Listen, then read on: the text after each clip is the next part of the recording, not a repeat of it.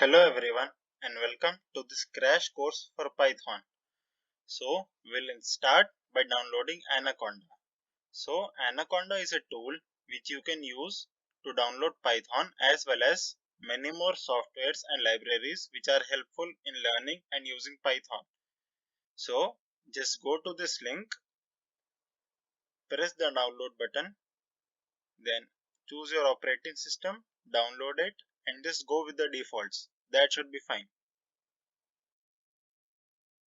After installing, just go to the search menu and type Jupyter Notebook and open it.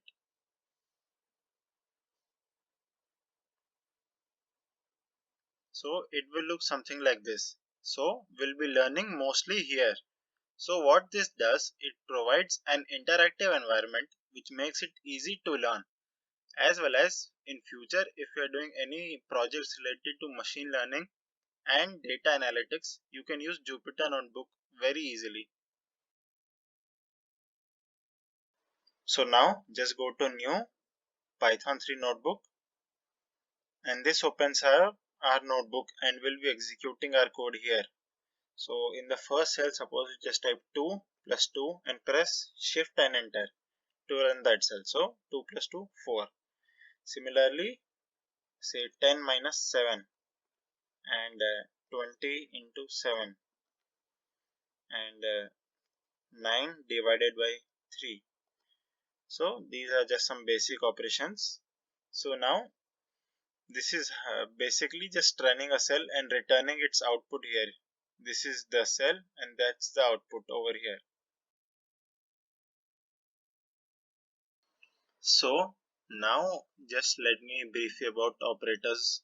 So we have 5 types of basic arithmetic operators. Few of them are already here.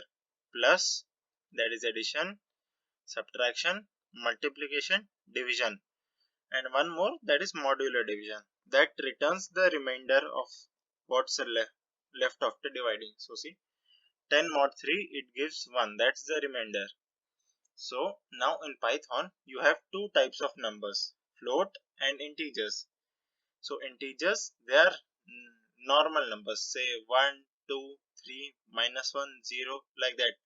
And float, they are used to hold decimal numbers.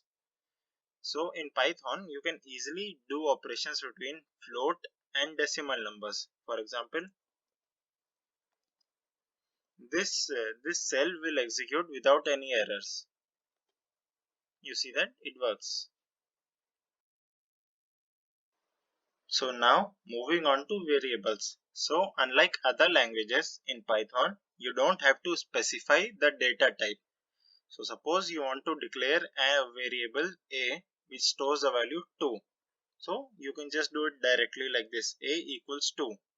Shift enter. So it doesn't return anything at the moment. Now if you type a, see, you can see that it returns 2. Similarly for float.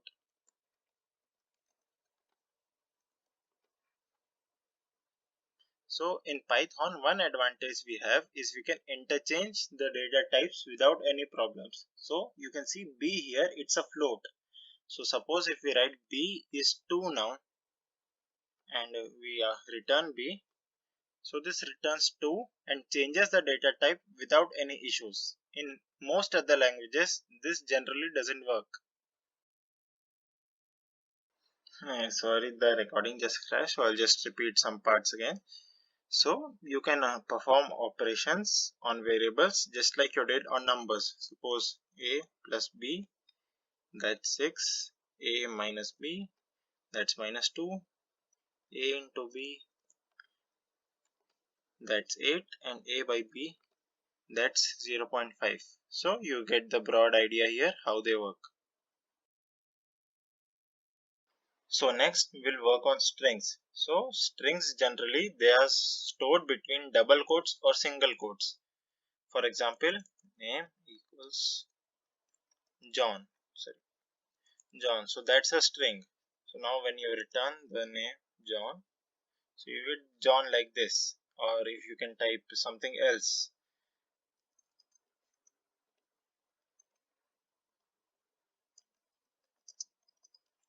So you can store address of a person like this, and then just return address. So you get the output like this. So strings are very useful. As you can see, it can store a large variety of information. It can even store numbers in strings, for example, like this. Here, sorry. So here A is actually a string. It's not a number. So if you just try adding A and B now, so you get an error here. So I'll explain how to deal with errors later. For the moment, you just understand if something is enclosed between single quotes or double quotes, that's a string.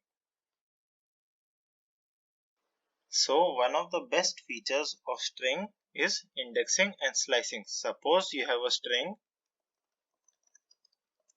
say s equals Python. So now if you want only the first letter of the string, all you have to type is s and 0 inside rectangular braces like this. So what this does, it returns the first character of the string. So index counting starts from 0. So this is 0, 1, 2, 3, 4 and 5. You see that it returns P. But now sometimes if you have a very large string and if you want the last letter of the string, you can use S minus 1. So that returns the last one.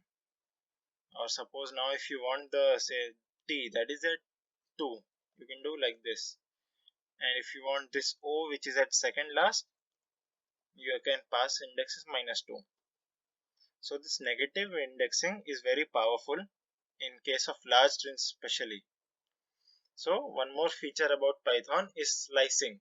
If you want only a specific part of string, say from the first one to suppose the fourth one, so you can type like this 1 colon and then the index of the last one, suppose 4. So this returns yth. Oh sorry, this should be 0. Yeah, pyth. Now but you see it doesn't returns the fourth index position O. So it starts with 0 but doesn't go to 4. It actually stops at 3. Now if I pass in 3, suppose it will only give me P, Y and T. So you can see that. So you have to be careful while using so you don't leave out the last one. And if you actually want to reverse a string anytime, it's also very easy. All you have to do, sorry, yeah, so you can see the string has been reversed. So what this does, it if you leave write nothing in between, it assumes this is starting and this is ending, and this minus 1 is actually the jump. I'll give you one more positive example so it's more clear. Suppose I write s and like this I write 2. So you can see what it does, it skips two letters in between, so one letters in between. So it skips y, it returns pt, then skips h, returns o. So this can be used to skip few characters in between. So what minus 1 does, it starts from back and moves minus 1 index back. So it reverses the string easily and quickly.